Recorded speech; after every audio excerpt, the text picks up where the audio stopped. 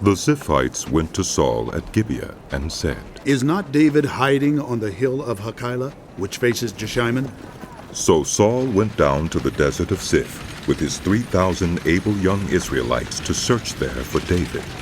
Saul made his camp beside the road on the hill of Hachilah, facing Jeshimon. But David stayed in the wilderness. When he saw that Saul had followed him there, he sent out scouts and learned that Saul had definitely arrived. Then David set out and went to the place where Saul had camped. He saw where Saul and Abner, son of Ner, the commander of the army, had lain down. Saul was lying inside the camp with the army encamped around him. David then asked Ahimelech the Hittite and Abishai, son of Zeruiah, Joab's brother. Who will go down into the camp with me to Saul? I'll go with you, said Abishai. So David and Abishai went to the army by night, and there was Saul, lying asleep inside the camp with his spear stuck in the ground near his head. Abner and the soldiers were lying around him. Abishai said to David, Today God has delivered your enemy into your hands. Now let me pin him to the ground with one thrust of the spear. I won't strike him twice. But David said to Abishai, Don't destroy him. Who can lay a hand on the Lord's anointed and be guiltless? As surely as the Lord lives, he said, the Lord himself will strike him, or his time will come and he will die, or he will go into battle and perish. But the Lord forbid that I should lay a hand on the Lord's anointed. Now get the spear and water jug that are near his head, and let's go. So David took the spear and water jug near Saul's head, and they left. No one saw or knew about it, nor did anyone wake up. They were all sleeping, because the Lord had put them into a deep sleep. Then David crossed over to the other side and stood on top of the hill some distance away. There was a wide space between them. He called out to the army and to Abner, son of Ner. Aren't you going to answer me, Abner? Abner replied, Who are you who calls to the king? David said, You're a man, aren't you? And who is like you in Israel? Why didn't you guard your lord the king? Someone came to destroy your lord the king. What you have done is not good. As surely as the Lord lives, you and your men must die, because you did not guard your master, the Lord's anointed. Look around you. Where are the king's spear and water jug that were near his head? Saul recognized David's voice and said, Is that your voice, David, my son? David replied, Yes, it is, my lord the king. And he added, Why is my lord pursuing his servant? What have I done and what wrong am I guilty of? Now let my lord the king listen to his servant's words. If the Lord has incited you against me, then may he accept an offering. If, however, people have done it, may they be cursed before the Lord. They have driven me today from my share in the Lord's inheritance and have said, Go serve other gods. Now do not let my blood fall to the ground far from the presence of the Lord. The king of Israel has come out to look for a flea, as one hunts a partridge in the mountains. Then Saul said, I have sinned.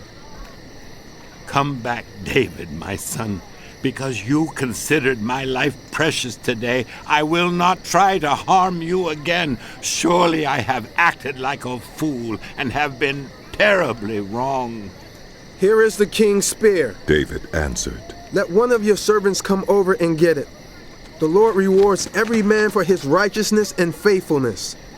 The Lord delivered you into my hands today, but I would not lay a hand on the Lord's anointed.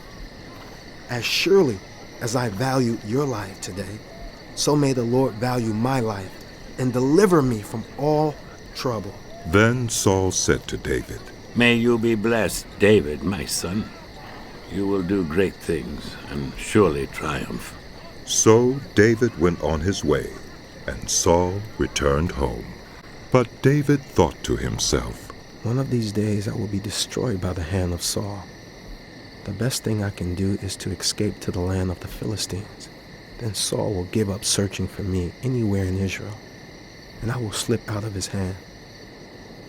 So David and the 600 men with him left and went over to Achish, son of Maoch, king of Gath. David and his men settled in Gath with Achish. Each man had his family with him, and David had his 2 wives, Ahinoam of Jezreel and Abigail of Carmel, the widow of Nabal. When Saul was told that David had fled to Gath, he no longer searched for him. Then David said to Achish, If I found favor in your eyes, let a place be assigned to me in one of the country towns, that I may live there. Why should your servant live in the royal city with you? So on that day Achish gave him Ziklag, and it has belonged to the kings of Judah ever since. David lived in Philistine territory 1 year and 4 months. Now David and his men went up and raided the Geshurites, the Girzites, and the Amalekites. From ancient times these peoples had lived in the land extending to Shur and Egypt. Whenever David attacked an area, he did not leave a man or woman alive, but took sheep and cattle, donkeys and camels and clothes. Then he returned to Achish. When Achish asked, Where did you go raiding today? David would say, Against the Negev of Judah, or, against the Negev of Jerahmeel, or. against the Negev of the Kenites. He did not leave a man or woman alive to be brought to Gath, for he thought, They might inform on us and say, This is what David did. and such was his practice as long as he lived in Philistine territory. Achish trusted David and said to himself, He has become so obnoxious to his people, the Israelites, that he will be my servant for life. In those days the Philistines gathered their forces to fight against Israel. Achish said to David, You must understand that you and your men will accompany me in the army. David said, Then you will see for yourself what your servant can do. Achish replied, Very well. I will make you my bodyguard for life. Now Samuel was dead, and all Israel had mourned for him and buried him in his own town of Ramah. Saul had expelled the mediums and spiritists from the land. The Philistines assembled and came and set up camp at Shunem, while Saul gathered all Israel and set up camp at Gilboa.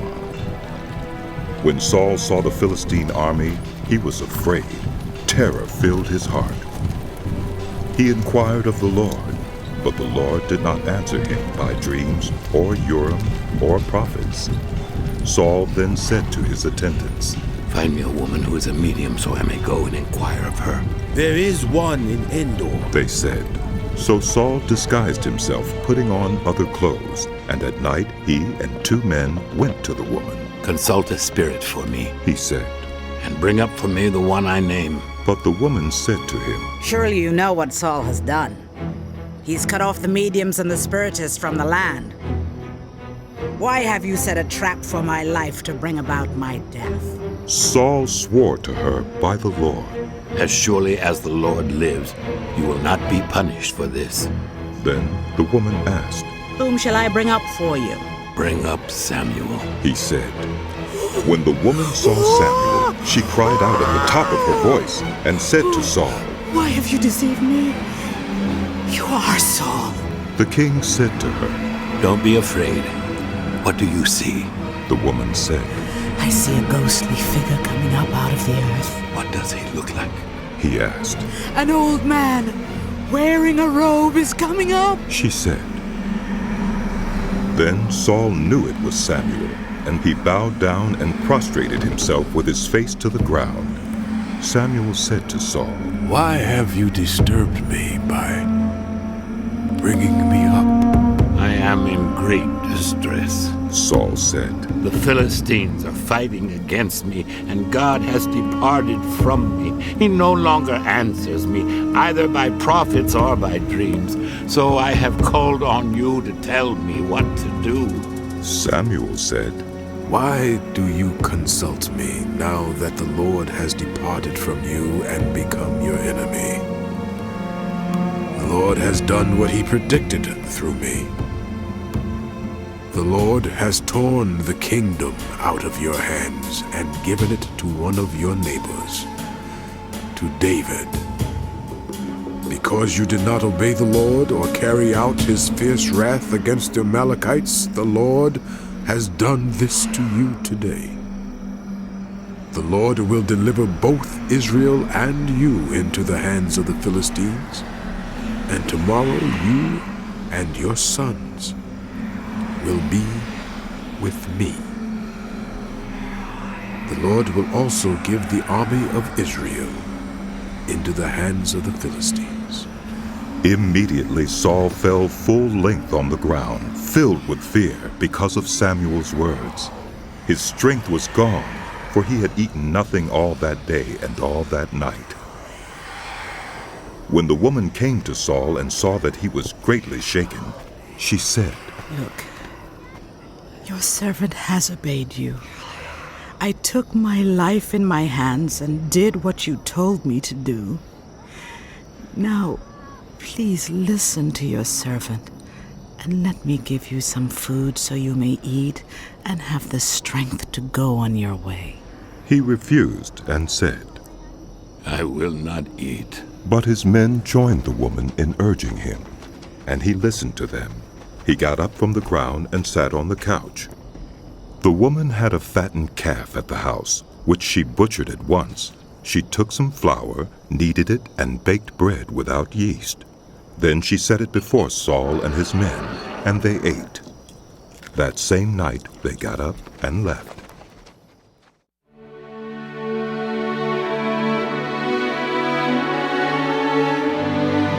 The book of 1 Samuel continued.